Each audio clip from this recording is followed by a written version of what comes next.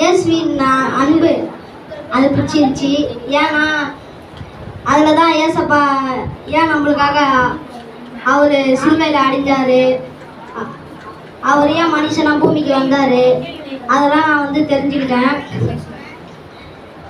அதனால் எனக்கு ஏசப்பா உண்மையாக பிடிக்கும்.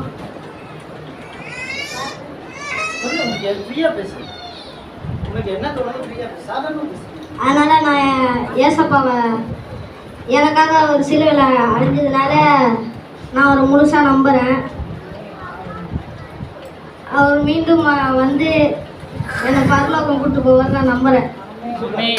டே 4ல் வந்து இளையகுமாரன் கதை அதான் எனக்கு பிடிச்சிருந்துச்சு. ஏன்னா ஏசப்பா வந்து அங்கே வந்து அந்த பையன் வந்து என்னோட சொத்தே கொடுங்க அப்படின்ட்டு பாதி சொத்தை அப்படியே எடுத்துகிட்டு போயிடுவான். அது எந்த அப்பாவும் வந்து மறுபடியும் அவங்க வரும்போது வந்து அவனை வீட்டை விட்டு தொட்ட தான் பார்ப்பாங்களே தவிர அவன் வந்து ஏசப்பா மாதிரி யாரும் வந்து கட்டி பிடிக்க மாட்டாங்க. அவர் வந்து எல்லாத்தையும் மன்னிப்பாரு நம்ம என்ன பண்ணுறோமோ எல்லாத்தையும். அதனால எனக்கு ஏசப்பா அந்த 4வது நாள் இளையகுமாரன் கதையை பிடிச்சிருக்கு.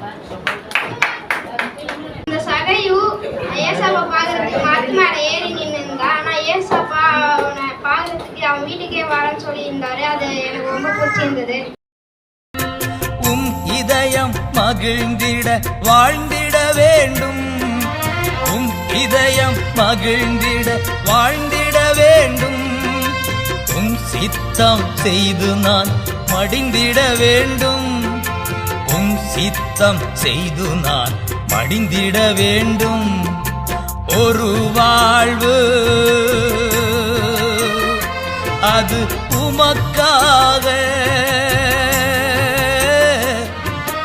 உணர்வெல்லாம் உமக்காக, உள்ளமெல்லாம் உமக்காக, உணர்வெல்லாம் உமக்காக, உள்ளமெல்லாம் உமக்காக. இயேசு ராஜா இதய துடிப்பை அறிந்து கொள்ளும் பாக்கியம் தாரும், ஏக்கமெல்லாம் நிறைவேற்ற கிருபையை தாரும்.